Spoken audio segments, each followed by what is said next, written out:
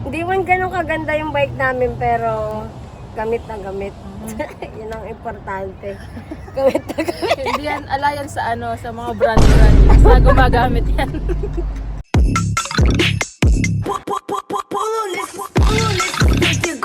Ay, Hey guys, so nandito kami sa Sheraton. Nag-stop over kami.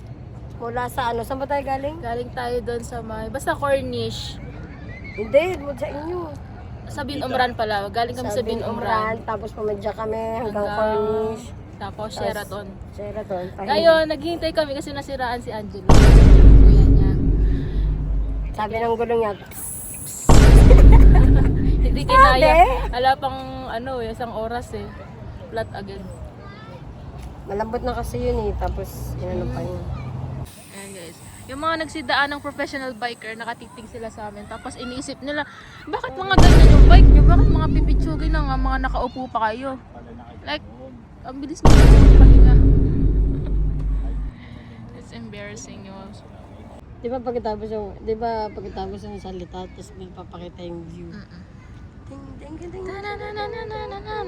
Tiki tiki tik, tiki tiki tiki. Yeah. Simba. Simba. It says everything is going to be alright. Ano? Dadaan ka? Ano yan? Naka-video. Dadaan ka? Game.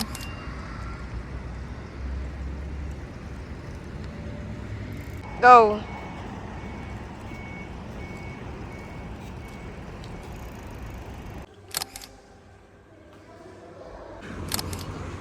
And, nandito na kami sa bridge.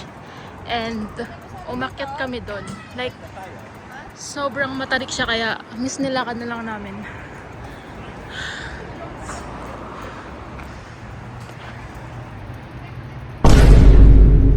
Ang bike sinasakyan.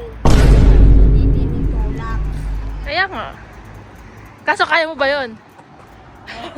We're already tired. Yeah. 3 hours na kami nagbabike. So, ito masaya na to kasi pababa na. Yan.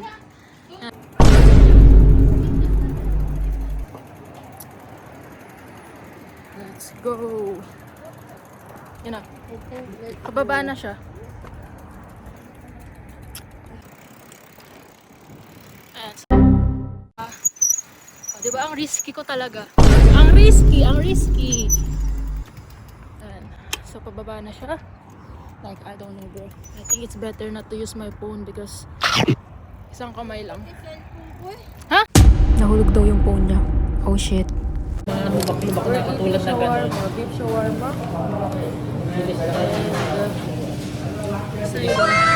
Chicken shawarma. Chicken Shawarma. Beef shawarma.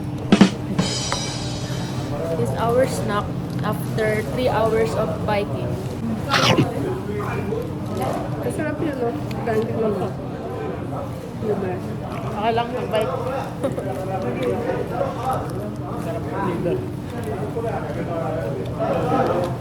Liver.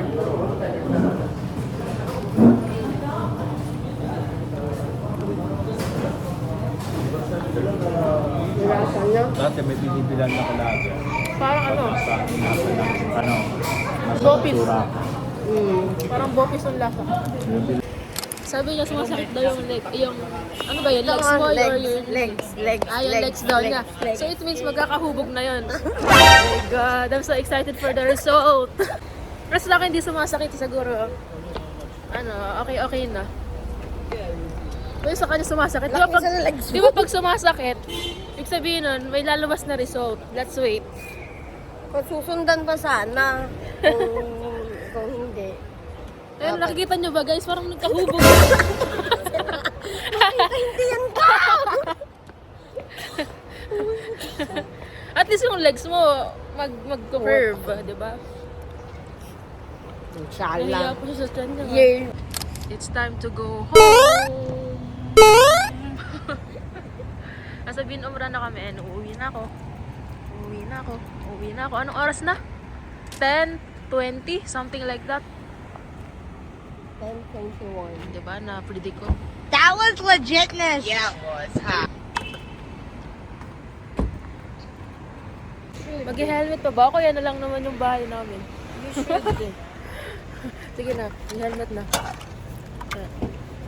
Ay! Baba. Like, what the fuck? Let's put it in.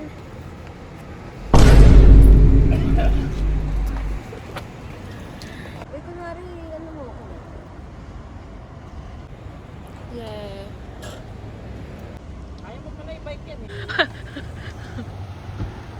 Let's go! Going back home, guys. Bye!